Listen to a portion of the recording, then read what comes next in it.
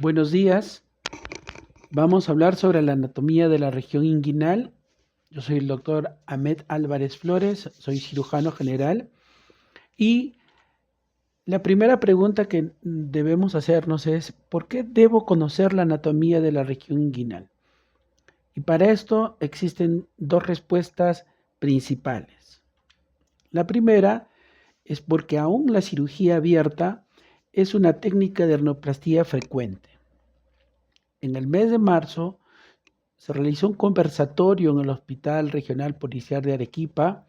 con la presencia de representantes de 4 de los hospitales de la región, en la cual, por ejemplo, el Hospital Escomel presentó que el 58% de sus cirugías todavía se hacían con abordaje abierto, el Hospital Goyeneche el 87%, el Hospital Honorio Delgado el 94%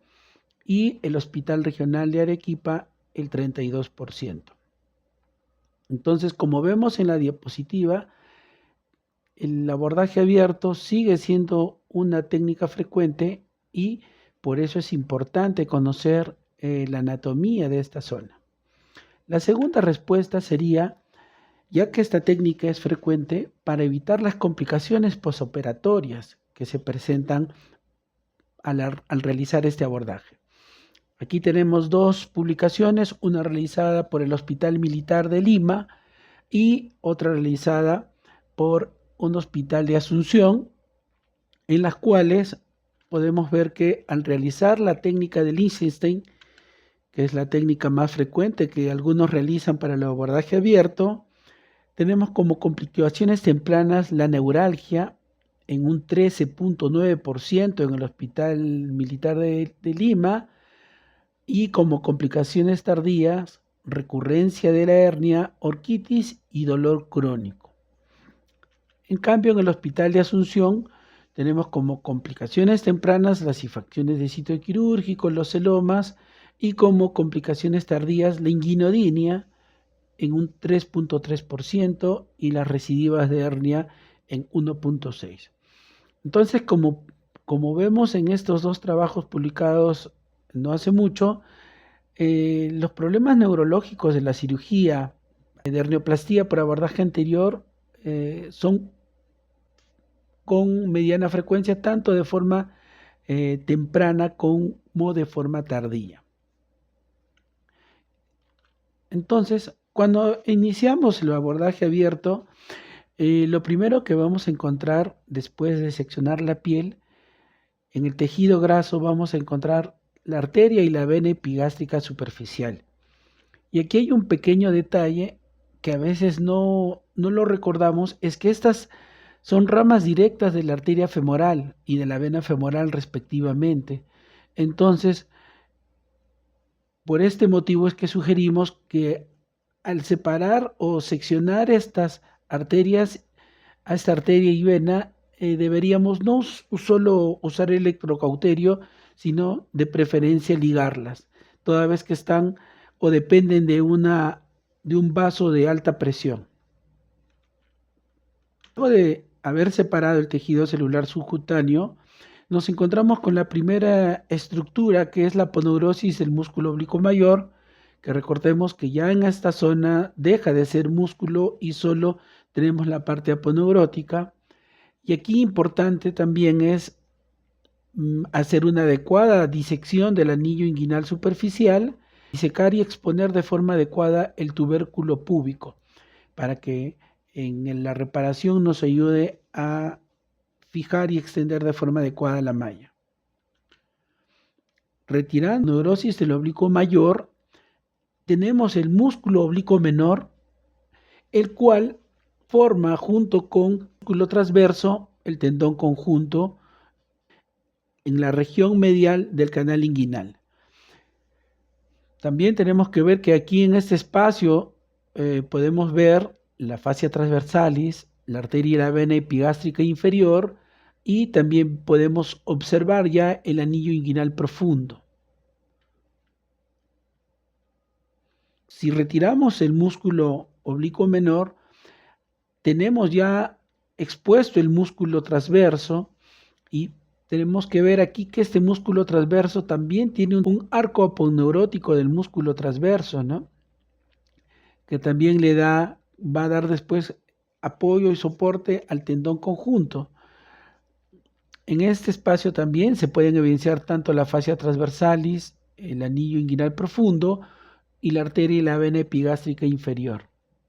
y el ligamento inguinal en la parte inferior de todas esas estructuras. Cuando integramos todos estos músculos y vemos el conducto inguinal, tenemos que recordar que el ligamento inguinal, el ligamento de Poupart,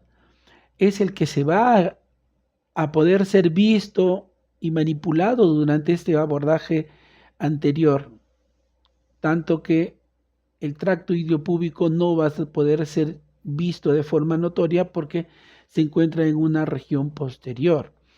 Lo otro que también tenemos que ver en la distribución del canal inguinal, como hemos visto, tenemos afuera la aponeurosis del oblicuo mayor, del músculo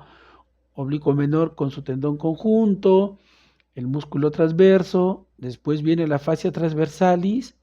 posteriormente el peritoneo, que aquí está de verde, y entre estos dos se conformaría lo que conocemos como el espacio preperitoneal.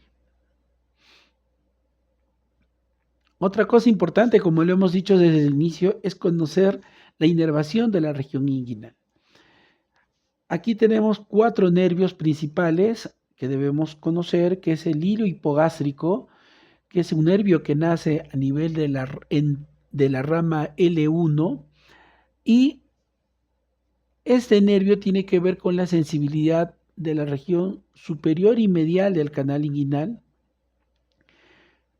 El segundo nervio importante es el nervio ilioinguinal, que también nace a nivel del L1, y este nervio ilioinguinal sí tiene que ver con la inervación de toda la región inguinal. El otro nervio importante es el nervio genitocrural, que ya nace a partir de la rama L2 y también comparte algunas ramas del L1, y este nervio, la rama genital de este nervio genitocrural o genitofemoral va a dar inervación a la región distal del canal inguinal, a la base del pene, a la cara lateral y superior del escroto. Y un último nervio también importante es el nervio femorocutáneo, que nace a nivel de la L2 y le da inervación principalmente a la cara proximal del muslo. Este dibujo nos va a ayudar a identificar la distribución de estos nervios. Aquí tenemos el músculo psoas, y posterior al músculo psoas es que nace el nervio hilo hipogástrico, recorre toda la pared y atraviesa el músculo transverso en una región proximal y superior a la espina ilíaca anterosuperior, atraviesa el músculo oblicuo menor y también atraviesa la aponeurosis o el oblicuo mayor en una posición superior al orificio inguinal superficial. El nervio ilinguinal también sigue un recorrido parecido,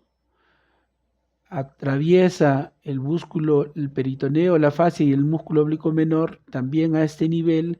medial y superior a la espina ilíaca anterosuperior, pero después de atravesar el músculo oblicuo menor, este transcurre por el interior del canal inguinal. Misma situación que hace el nervio genitofemoral,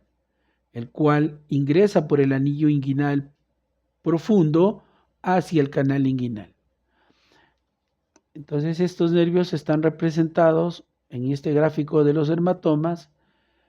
¿no? Y también actualmente con la ecografía justo a este nivel podemos evaluar tanto el oblicuo mayor, el oblicuo menor, lo transverso, y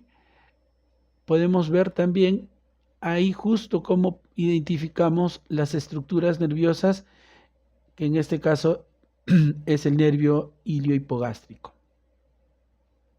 Entonces, ¿Cómo podemos evitar dañar al nervio hilo hipogástrico? Ya que sabemos que este nervio ingresa al canal inguinal, pero sale y atraviesa la aponeurosis, la incisión debe realizarse con cuidado y teniendo como conocimiento previo la distribución y emergencia de este nervio. Entonces, hacer la incisión de lateral a medial podría llevarnos a generar la lesión del nervio y la sección. Nosotros recomendamos que se haga de medial a lateral, empezando por el orificio inguinal superficial, identificando previamente justo la emergencia del nervio hilo hipogástrico para hacer la sección un tanto distal a este nervio y no lesionarlo.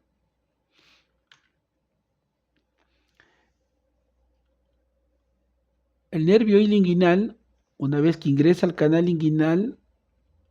tiene una posición superior al cordón espermático y lo acompaña. Entonces, lo que recomendamos es que cuando se realice el procedimiento de intentar liberar el saco del cordón, hagamos la incisión del músculo cremaster de una forma longitudinal y no de una forma transversa, porque al hacer la incisión transversa para liberar el cremaster y exponer el saco en una hernia indirecta, lo que estamos haciendo es probablemente seccionando al nervio inguinal. Las recomendaciones que podemos hacer para no lesionar la rama genital del nervio genitofemoral es que una vez tengamos expuesto el saco y el cordón, hacer una disección roma con mucho cuidado y en el caso de que presentemos algún sangrado, usar con mucho cuidado el electrocauterio porque como vemos en la imagen,